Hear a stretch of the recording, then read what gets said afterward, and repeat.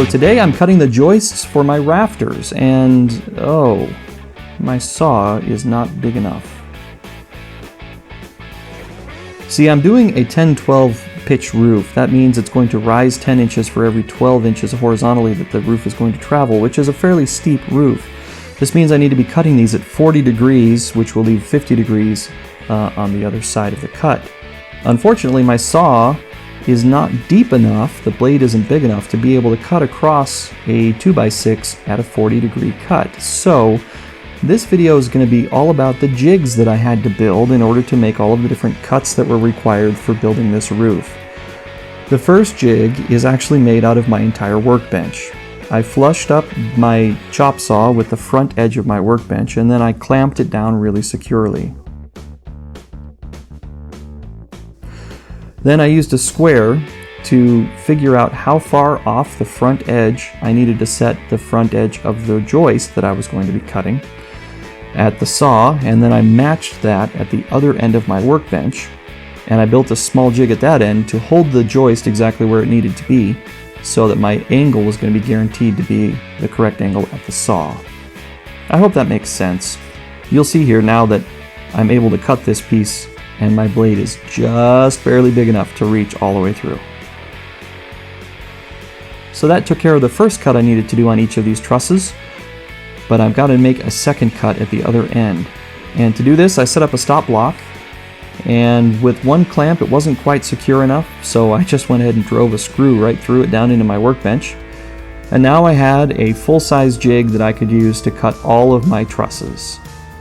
And this is going to guarantee that they're all going to be exactly the same size and length, the angles are going to match, and they'll all be symmetrical.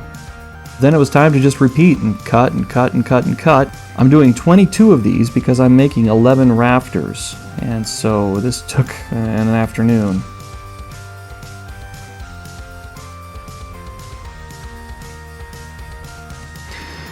Once those were all cut out, it was time to do the gussets. Now, a gusset is the small piece of wood that's going to tie the peak together, kind of stick them together, make sure that they don't go anywhere. Before we can make this cut, of course, we've got to let everybody know what channel you're watching. Hit me up down in the comments if you want some free stickers. I've got a few to send out.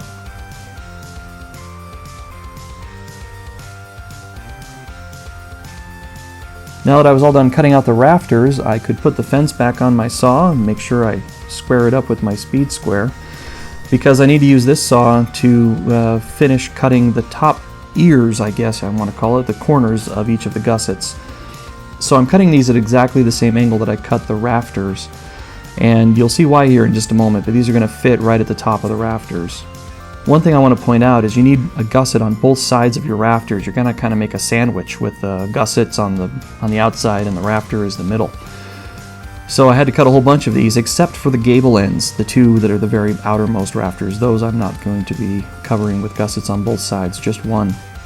Now when you put the gussets on, you want to make sure that the gusset itself sits down below the surface of where you're going to be sheeting your roof. You want to make sure that the rafter is proud of the gusset just a little bit. If you don't, then when it's time to come and put your sheeting on, you might wind up with a situation like this, where your gusset's actually sticking up higher than the top of your rafter, and then you'll have a little lump in your roof. So I'm just doing this with a quick little couple of pieces of offcut just to make sure that my measurements are right for the angles, to make sure everything's going to fit together nice. Note that I'm not nailing these here in exactly the placement I'm putting the nails in the final one.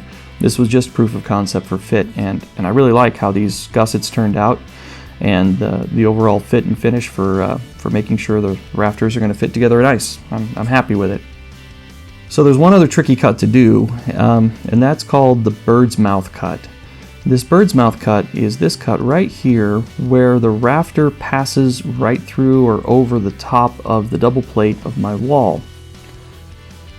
And this bird's mouth is a little tricky to cut because just like up at the top, you want to make sure that this is going to be at the correct angle. And one of these has to be 40 degrees off the face and the other has to be 50 degrees off the face. And so I used SketchUp to figure out exactly which angle needed to be the 40 and which angle needed to be the 50, and drew myself a little template. But then I also realized if I cut this exact, then there's a good chance that I'm going to wind up with trusses that don't quite fit over the tops of my walls, because what if I'm off by 1/8 of an inch at the top of my wall versus the bottom. I mean, no lumber is perfectly straight, and it's, as much as I'm going to try to get it square and true, it's probably going to be off a little bit.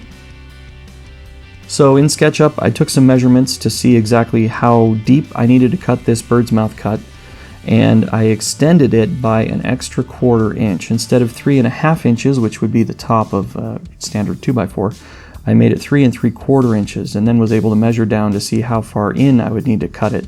And this is just going to help make sure that my angles are all correct when I actually cut my trusses. So this will give me all of the extra space I need to slide the trusses just a little bit left or right to make sure that the point, that the center of the truss is right down the middle of my building. So then off camera, I created this little template out of one of my offcuts, which is exactly the correct angle at the correct depth.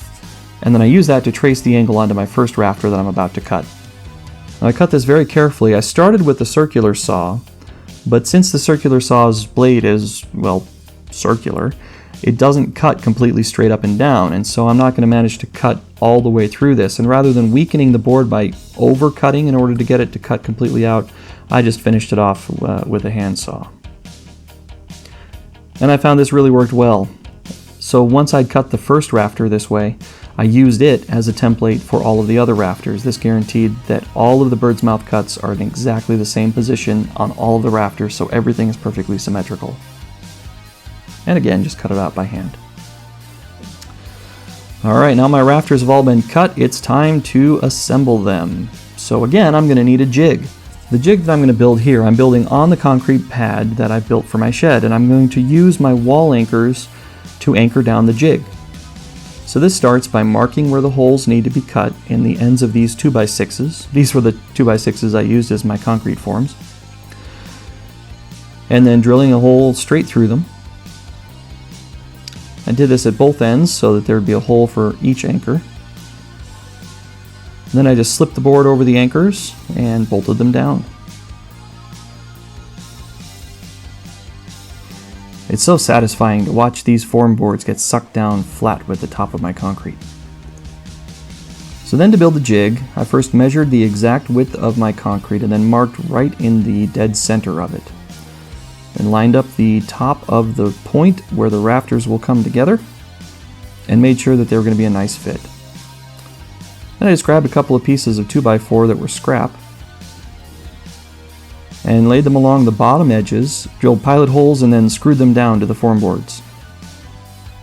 That was great for the bottom, but I needed just a little bit more support near the top, so I grabbed a couple of more scraps and put them on either side of the peak.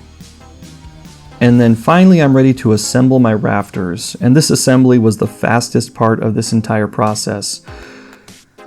All we needed to do was lay each side of the rafter into my jig, put a little bit of construction adhesive on the back side of the gusset, and then nail it down. Once the gusset was installed on one side, flipped it over, and repeated the process on the other side. Having this jig really made this process fast and easy.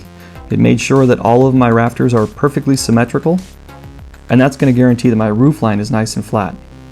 Now this is a really steep roof. I'm not going to be able to walk on it, so roofing this and putting the shingles up is going to be kind of an interesting exercise.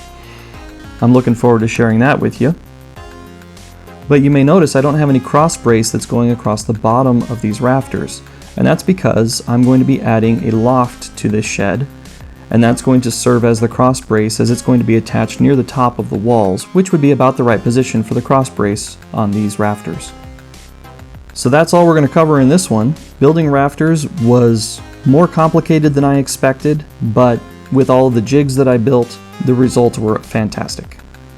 And I'm really thrilled with the extra storage in the loft that I'm going to have available in the shed. Thanks for checking out this video. I hope you learned something. If I made some mistakes, I hope you'll tell me about it, and I hope you'll share this video with your friends or with anybody else who may be interested in the process of how to build your own rafters or how to build your own shed. And thanks for watching.